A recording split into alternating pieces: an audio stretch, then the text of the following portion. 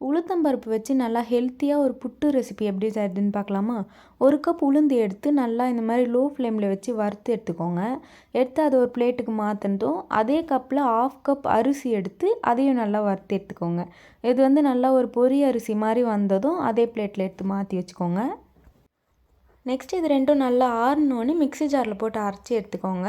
ரொம்ப பவுடராக அரைக்காமல் ஒரு ரவை மாதிரி இருக்க மாதிரி அரைச்சி எடுத்துக்கோங்க, கரெக்டாக இருக்கும். நெக்ஸ்ட்டு இது ஒரு பாத்திரத்தில் மாற்றி இது கூட கொஞ்சம் உப்பு, அதுக்கப்புறம் தண்ணி கொஞ்சம் கொஞ்சமாக ஆட் பண்ணி நல்லா இது மாதிரி பிசைஞ்சு எடுத்துக்கோங்க. ரொம்ப தண்ணி நிறைய ஊற்ற வேணாம், லைட்டாக ஆட் பண்ணி பிசைஞ்சிக்கோங்க. எல்லா இடத்துலையும் ஈரப்பதம் வந்தால் போதும்.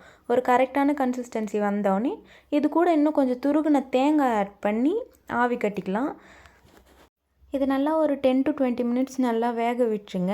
இதுக்கப்புறம் வெந்து வந்ததும் எடுத்து இது கூட இன்னும் கொஞ்சம் துருகின தேங்காய் அப்புறம் சர்க்கரை ஆட் பண்ணி நல்லா மிக்ஸ் பண்ணி விட்டுக்கோங்க. ஹெல்த்தியாக ஒரு புட்டு ரெசிபி ரெடி. வீடியோ பிடிச்சிருந்தா ஒரு லைக் போட்டுக்கோங்க.